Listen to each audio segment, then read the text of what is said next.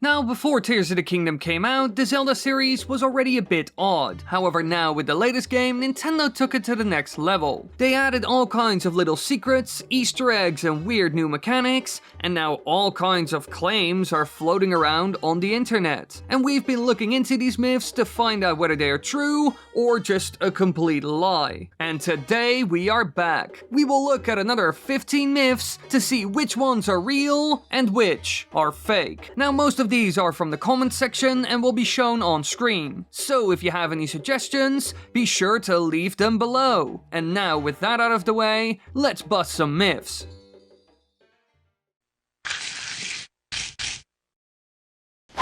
Number 15.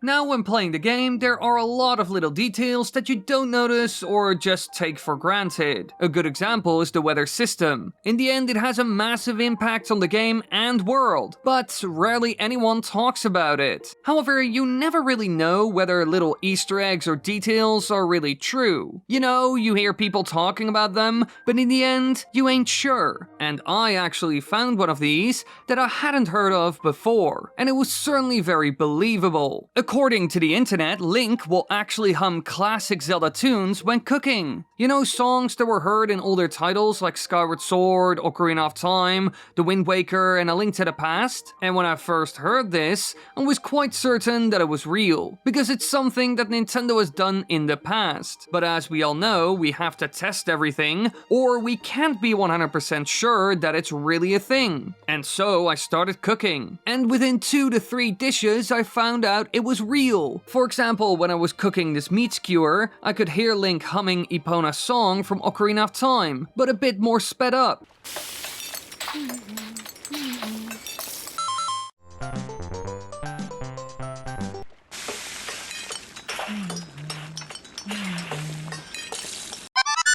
And during the next dish, he was humming a short section of the main theme of Skyward Sword. I even heard Link's Awakening when cooking my bright cap mushrooms. So even music from less popular titles can be heard. So yeah, this little detail is truly in the game, which is really cool, especially because music is so important to the franchise as a whole. Number 14.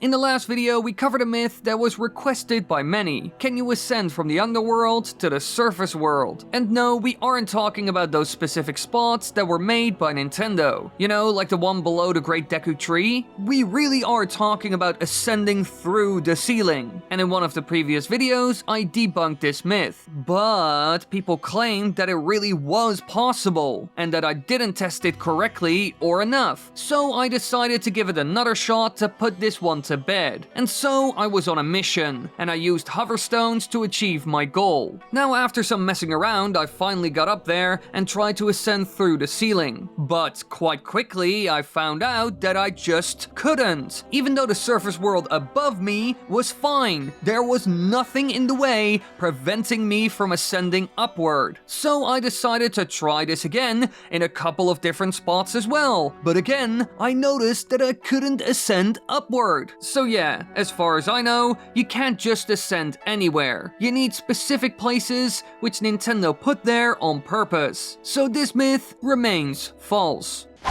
Number 13.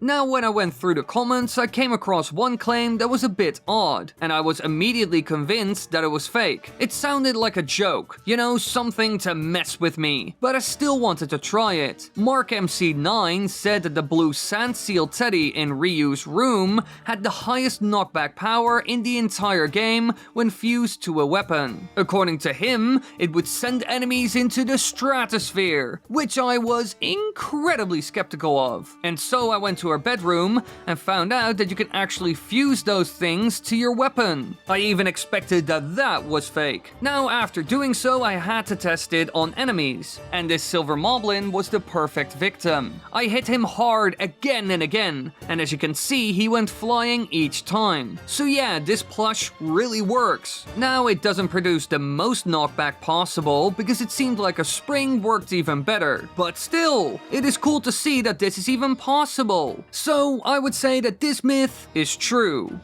Number 12.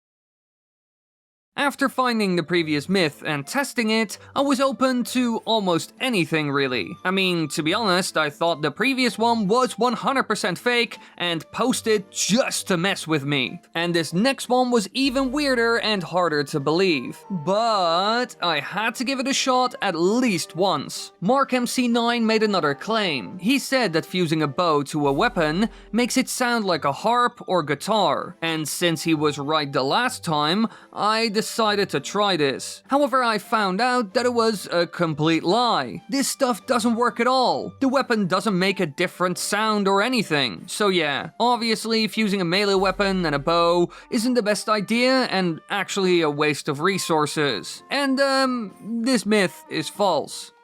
Number 11. One thing I see a lot in the comments of the myth-busting videos is tips and tricks for defeating certain enemies, especially bosses and Gloom Hands, because they are the hardest to deal with after all. And at times they work, while other times it's completely useless. And Michael here claimed that a Muddle Bud works really well on Gloom Hands and allowed him to win, but he has never been able to replicate it. So was this pure luck, due to something completely different, or was the Muddle Bud really that effective? Well, I went to my favorite Gloom Hand spot and bombarded them with Muddle Bud arrows. And I gotta say, it didn't really change anything. Sure, the arrows did good damage, but they didn't attack each other, and it didn't increase the damage as far as I could see. So while Muddle Buds are amazing when fighting hordes of normal enemies like Bokoblins and Lizalfos, in this instance, it doesn't really do much, and certainly won't kill them any faster or instantly. So this myth is false. Number 10.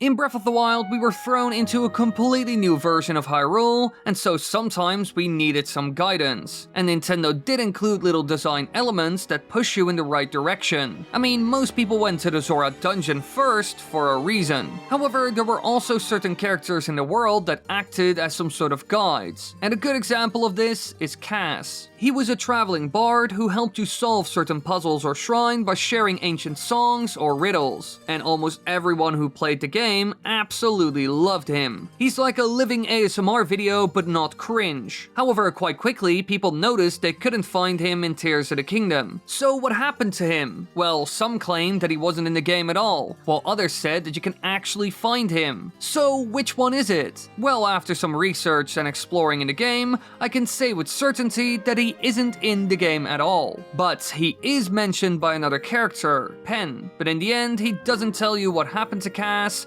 or where he is. So sadly enough, this will remain a mystery forever, and any claims that he is in the game are completely false.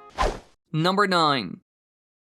Fusing is one of the most fun mechanics I have ever played around with, together with the capture ability from Super Mario Odyssey. Man, I still want a sequel to that game. Anyway, fusing is epic, but someone in the comments wondered how far you could push this mechanic. Camel Games YouTube asked if you can Ultra Hand two things together and then fuse it to a weapon. Because as you can imagine, using this, you could, for example, create a crazy stick grenade with 5 bomb flowers attached. But is this possible? Well, I started experimenting, and when I glued a bunch of stuff together, I couldn't use fuse on it anymore. And even when I tried to fuse already fused weapons to something, I couldn't do it. So clearly, it's not possible. No matter how hard you try, this myth is false.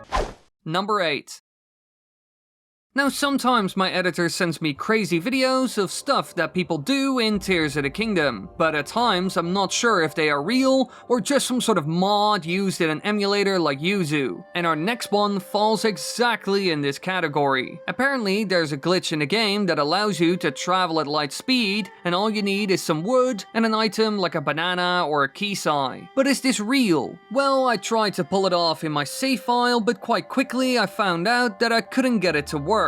So I thought that this was nothing more than emulator shenanigans. But I decided to do some research online as well, and it turns out that it is real. It was a glitch that was patched out by Nintendo, so sadly enough you can't do it anymore. For example, here you can see somebody pulling it off when the glitch was still in the game. So while we can't zoom around at top speed now, this myth is true. Number 7.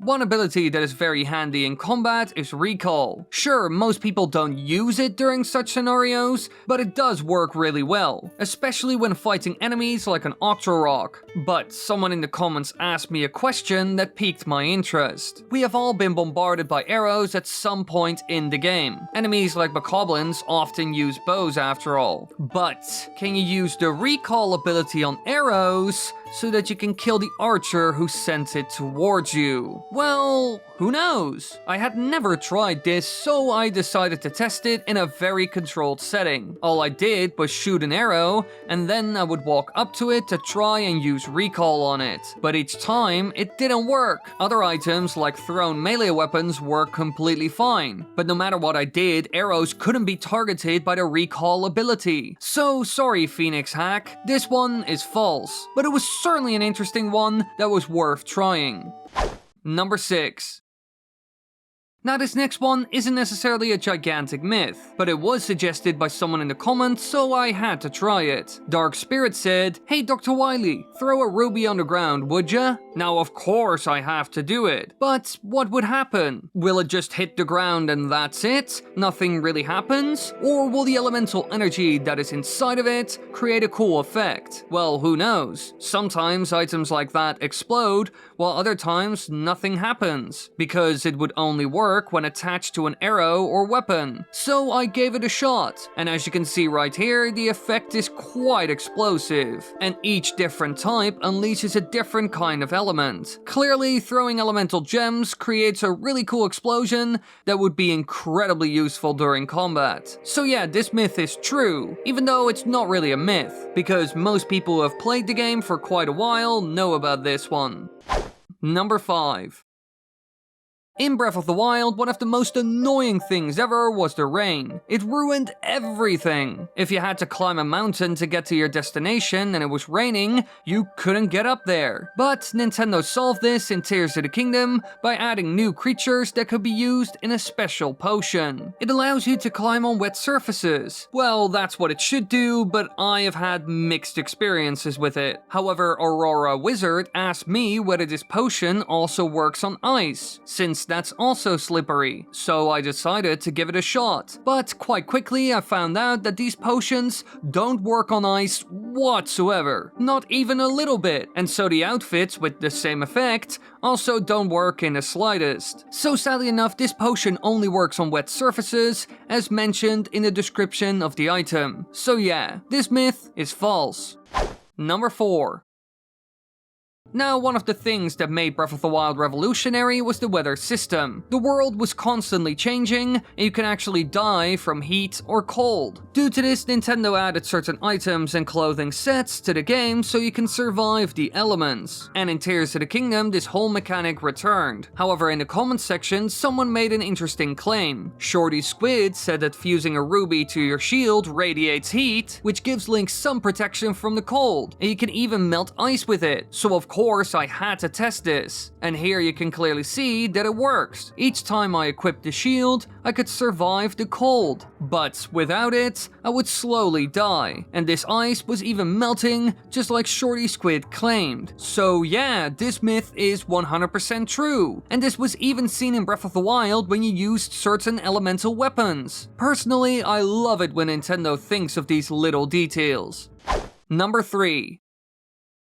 In the last video, I did a lot of experiments with stealth enemies, because both the Bokos and horses don't like the new Dazzle Fruits. However, after covering that stuff, people in the comments wanted me to test one last thing. What happens if you throw a Dazzle Fruit at a Stelnox, the undead version of a Hinox, which can sometimes be found in the game? People wanted to know if it would kill it instantly, stun it, or do nothing at all. So I found one and bombarded it with Dazzle Fruit to see how it would react, but I found out that it wouldn't kill them instantly. So this claim is false, but it was still incredibly effective. The Stelnox was completely stunned and even fell to the ground, creating an opening so I could attack. So while it doesn't kill them instantly like it does with the normal stealth enemies, it is still really effective, which means that this myth is some sort of real, or, well, let's say plausible. Number 2. Now, one enemy that has been featured in these videos a lot is the Gloom Hands. Heck, we already looked at them in this video. And now we are once again covering a myth involving these demons. Another myth that claims to make the fight easier. Duno said that when you fight a Gloom, you should use a steering stick, because when you're on it, the enemy won't attack you, allowing you to jump off of it and then go into bullet time so you can shoot them. And then you just repeat the process. However, does this work? It seems like a very simple way of exploiting this enemy. Nintendo must have tested this, right? Well, I once again went to my favorite Gloom Hand spot and confronted them, using the steering stick as some sort of save haven. And as you can see, it went horribly wrong. The steering stick was destroyed multiple times, the hands could still grab me, and they would push the steering stick all over the place. So yeah, Duno, this one doesn't work. Maybe it did at some point, but I can't find any proof of it, which means that this myth is false. Number 1. In the underground, you will come across enemies that have a special ability that is bad news for us. Anytime we get hit, we also take gloom damage, and so you can't recover those hearts until you have been cured from it. However, someone in the comments section suggested a solution, a way to cure these cursed beings. Dr. Pickle said that when you hit a gloom enemy with a Sundelion, it turns them into a normal enemy. But is this really a thing? I mean, it makes sense because Sundelions do fix gloom damage. Well, after shooting multiple Sundelion arrows at this gloom Lizalfos, I figured out that it doesn't do much at all. Sure, the enemy took damage, but this was due to the arrow. The Sundelion actually does nothing, well, as far as I can see, and it certainly didn't turn them back into normal enemies. So yeah, this myth is false. It's better to keep those pretty flowers in your inventory and use them to make food that will heal you fully. Now, those were all the myths for today, but don't forget, I made more videos like this, which you can check out right now. And if you have any suggestions, leave them below. I also want to do more videos like this about other games, so be sure to share your ideas for that as well. Thank you all so much for watching, I hope you enjoyed this video. It's good to see that all of you are very happy that I added the comments to the actual videos, you know, crediting people and stuff like that. It's a fun little community thing as well. So it's good to see that people like that. So leave your ideas below, don't forget that. Also, click the subscribe button, click the bell button, leave a like, do all that good stuff, help out your boy, check out my other videos, and then I'll see all of you in the next one. And be sure to leave your suggestions, even for other franchises and games, below.